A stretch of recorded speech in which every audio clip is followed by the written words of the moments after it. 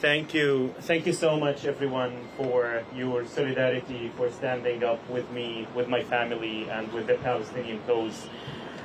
And this lawsuit is about accountability and justice. And no matter where I am, I will not stop.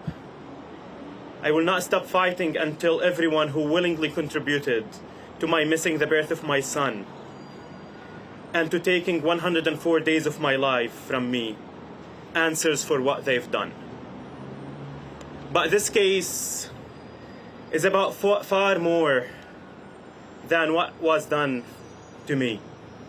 It's about a coordinated, ongoing campaign to punish, silence, and intimidate anyone who dares to speak out for Palestinian liberation. And it's about exposing the network of organizations, political actors, and institutions that work together to criminalize solidarity with Palestine and to make an example of those who refuse to stay silent. But let's name plainly what this campaign exists to protect. For decades, the State of Israel and the Zionist organizations in this country that operate on behalf of Israel have understood that their conduct cannot survive honest scrutiny. So rather than defend or change their conduct, they resorted to make scrutiny itself impossible. They brand criticism of a government as hatred of a people. They rebrand documented atrocities as debates. And they built an entire apparatus. Groups like Canary Mission, Betar, and their institutional allies, whose purpose is to surveil, blacklist, and destroy anyone who tells the truth about Palestine. So what happened to me did not begin with my detention.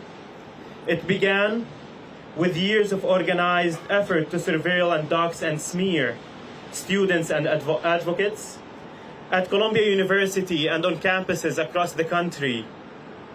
People who spoke up for Palestinian rights were met with harassment and coordinated attacks aimed at their education, their careers, and their futures. And the goal was never to win an argument. The goal was always to manufacture fear, to convince people that the cost of speaking out would be too high. When those campaigns were not enough, they brought in the power of the state. They coordinated with Stephen Miller, with Rubio, with everyone in this government to stop our movement. We watched a broken immigration system weaponized against political speech. We watched free expression and academic freedom treated as obstacles rather than principles worth defending. And their message was unmistakable. If your speech challenges those in power or exposes uncomfortable truth about Palestine, you can be singled out, punished, and made an example and made into a warning for everyone else.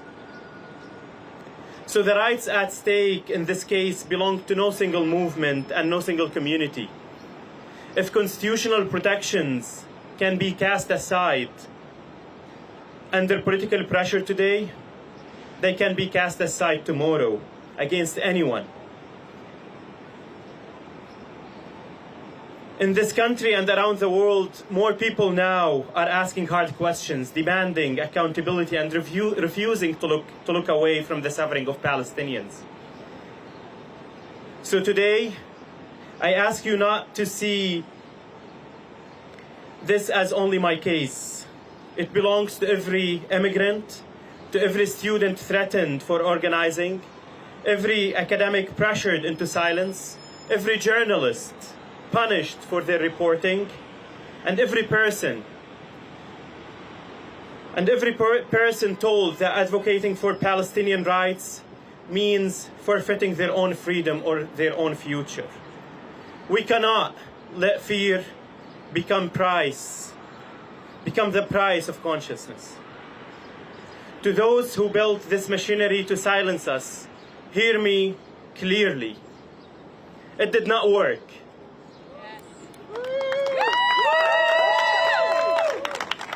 You detained me, and I'm standing here. You tried to make me a warning, and instead, you made me a plaintiff. This lawsuit is only one step forward towards full accountability, but the struggle is far from over. We will keep organizing, we will keep speaking, we will keep defending our rights, and we will keep building a future. We keep building toward a future where advocating for Palestinian liberation and freedom is treated not as a crime, but as what has always been, an expression for our shared humanity. Thank you so much.